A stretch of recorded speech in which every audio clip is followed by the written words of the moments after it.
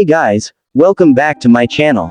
So, I recently watched a video from a Naruto content creator called Hidden Sand titled "What if Kakashi was crushed instead of Obito?" The video lays out a possible scenario, but some of the information seems questionable or outright incorrect.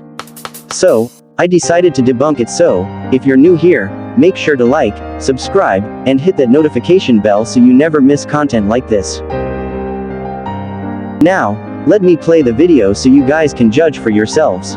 What if Obito never saved Kakashi that day? The entire story would have taken a shocking turn. Kakashi was supposed to die under those falling rocks. But what if Kakashi was the one crushed instead of Obito? The world would have mourned him as a hero, a brave warrior lost in battle. But in reality, his story wouldn't have ended there. He would have fallen into the hands of a powerful figure hiding in the shadows, Madara Uchiha. Now here's where things get interesting. Kakashi was destined to receive the Sharingan, one way or another. This time, it would have been a gift from Madara himself. If Kakashi had survived, Madara would have tried to manipulate it, just like he did with Obito. But unlike Obito, Kakashi had no deep emotional wounds to exploit. He was strong-willed and logical, making it much harder for Madara to bend him to his will. Meanwhile, Obito would have lived a normal life alongside Rin, growing up away from darkness. But the big question is, if Kakashi had been the one to fall that day, would he have returned as a hero or something much more dangerous? One thing is certain, the Kakashi we know today would have never existed. After training under Madara, he could have become a warrior beyond anything the shinobi world was prepared for, a legend or a nightmare. What do you think? So basically,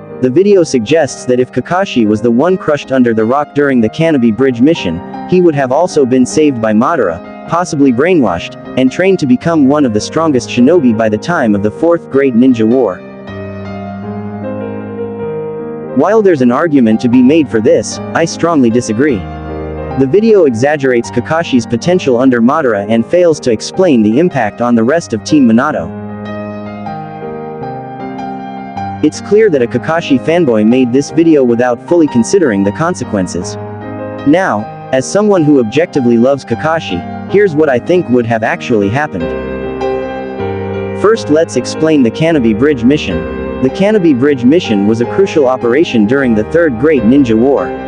Konoha was fighting against Hidden Stone Village, which was using the bridge as a key supply route. Minato's team, comprising himself, Kakashi, Obito, and Rin, was tasked with destroying the bridge to cut off enemy reinforcements. During the mission, Rin was captured by enemy forces. At first, Kakashi wanted to stick to the plan and complete the mission, but Obito convinced him that saving comrades was just as important.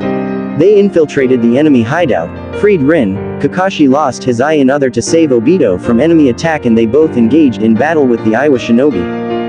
However, as they were escaping, the enemy launched an attack that caused a cave, and this is where the crucial moment happened. Obito pushed Kakashi out of the way and was crushed under the falling rocks. So, what if Obito never saved Kakashi during the Kanabi Bridge mission?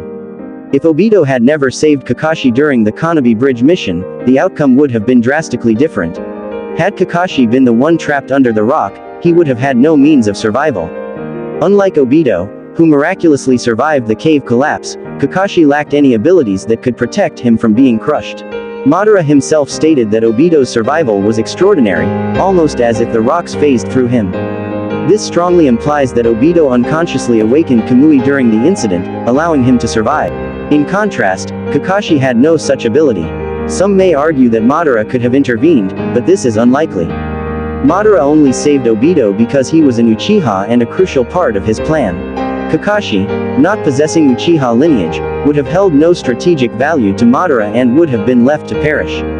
Furthermore, with no reason to disconnect himself from the Geto statue, Madara would have remained alive longer, significantly altering the course of events. Without Obito as his successor, Madara's plan may have taken a completely different direction, potentially delaying or even preventing the events that led to the Fourth Great Ninja War. With Madara still alive and Obito never falling under his influence, several major events in the Naruto timeline would change. Rin would survive since Madara would have no reason to manipulate the hidden mist to seal the three tails inside her, allowing her, Obito, and Minato to return to Konoha as war heroes. Minato would still become the fourth Hokage, and Obito, instead of turning against the village, would likely rise to the rank of Jonin. During Naruto's birth, there would be no attack on Konoha, meaning Minato and Kushina would survive, and Naruto would grow up with his parents. Additionally, without Kurama's attack, the Uchiha clan would not be blamed or ostracized, preventing the tensions that led to their planned coup and eventual massacre. With Minato as Hokage, his intelligence and leadership would prevent the village elders, especially Danzo, from marginalizing the Uchiha. Recognizing their strength, he would appoint key figures like Fugaku Uchiha to high-ranking positions, eliminating the Uchiha's resentment toward Konoha. As a result, Itachi and Shisui would never become spies, the Uchiha massacre would not occur, and both Itachi and Shisui would remain loyal Konoha shinobi. Naruto, growing up with both parents, would receive exceptional training, mastering the Rasengan and Toad Sage mode much earlier while potentially learning sealing techniques like the adamantine chains from Kushina. Meanwhile, Orochimaru would continue his unethical experiments until being caught and forced to flee, but during the Konoha Crush arc, Minato would personally eliminate him, though Orochimaru's would still persist through his curse mark. Obito would become the leader of Team 7 and characters like Yamato and Sai will remain in the route. The Akatsuki would still form but with major differences. Itachi and Kisame would never join, as the Hidden Mist would not descend into the Blood Mist era, preventing Fubuki Sukazan from betraying the village and forcing Kisame to defect. Shinobi like Zabuza would also remain within the Hidden Mist. In this timeline, Sasuke would be trained by Itachi instead of seeking vengeance, making him a prodigy in his own right. The Akatsuki would still collect the tailed beasts before eventually targeting Kurama, but with Konoha stronger and more united, their attack would ultimately fail. During this period, Kushina would likely have another child, a daughter, while Obito and Rin would marry, with Rin stepping away from shinobi life to become a housewife. After years of service, Minato would eventually step down and appoint Obito as the 5th Hokage, leading Konoha into a new era of stability. Tsunade would never return to the village since there would be no urgent need for her leadership. Over time, both Itachi and Sasuke would awaken their Mangekyo Sharingan and later achieve the eternal Mangekyo Sharingan, further solidifying the Uchiha clan's power. Following Kushina's eventual passing, Naruto would inherit Kurama and continue his path as Konoha's strongest shinobi. With time, he would rise to become the 7th Hokage, ushering in a golden era for the village. And that's how everything would have changed if Obito never saved Kakashi during the Kanabi Bridge mission. What do you think of this alternate timeline? Let me know in the comments.